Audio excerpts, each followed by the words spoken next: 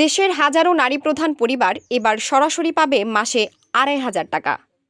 গেল ১০ মার্চ ২০২৬ রাজধানীর বনানীর করাইল বস্তি সংলগ্ন টিএনটি মাঠে ফ্যামিলি কার্ড বিতরণ কর্মসূচির আনুষ্ঠানিক উদ্বোধন করেন প্রধানমন্ত্রী তারেক রহমান। নির্বাচনের আগে দেওয়া প্রতিশ্রুতি অনুযায়ী সরকার গঠনের মাত্র ১ মাসের মধ্যে চালু হলো এই উদ্যোগ। অনুষ্ঠানে প্রধানমন্ত্রী বলেন, দেশের অর্ধেক জনগোষ্ঠী নারীর ক্ষমতায়ন ছাড়া দেশ এগিয়ে নেওয়া সম্ভব নয়। এই কর্মসূচির আওতায় প্রাথমিকভাবে ৩৭,৫৬৭টি নারী প্রধান পরিবার প্রতি মাসে ২,৫০০ টাকা করে ভাতা পাবে।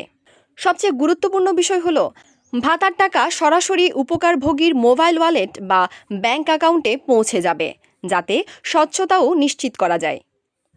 বর্তমানে দেশের ১৪টি স্থানে পরীক্ষামূলকভাবে এই কার্যক্রম শুরু হয়েছে। সরকারের পরিকল্পনা অনুযায়ী ২০৩০ সালের মধ্যে এই ফ্যামিলি কার্ডকে একটি সর্বজনীন সোশ্যাল আইডি কার্ডে রূপান্তর করা হবে। তবে অপব্যবহার ঠেকাতে রয়েছে বেশ কিছু শর্ত। সরকারি বা স্বায়ত্তশাসিত প্রতিষ্ঠানের কর্মী, পেনশনার, এমপিএভুক্ত শিক্ষক এবং যেসব পরিবারের গাড়ি, এসি বা ৫ লক্ষ টাকার সঞ্চয়পত্র রয়েছে তারা এই সুবিধা পাবেন না। পরিশেষে প্রযুক্তি নির্ভর এই উদ্যোগ কেবল দারিদ্র্য বিমোচনে নয়, বরং দেশের প্রতিটি পরিবারকে একটি ডিজিটাল ও সুরক্ষিত কাঠামোর আওতায় এনে জাতীয় অর্থনীতিতে নারীর সক্রিয় অংশগ্রহণ ও সামাজিক নিরাপত্তা নিশ্চিত করতে এক অনন্য মাইলফলক হিসেবে কাজ করবে বলে আশা করা যাচ্ছে।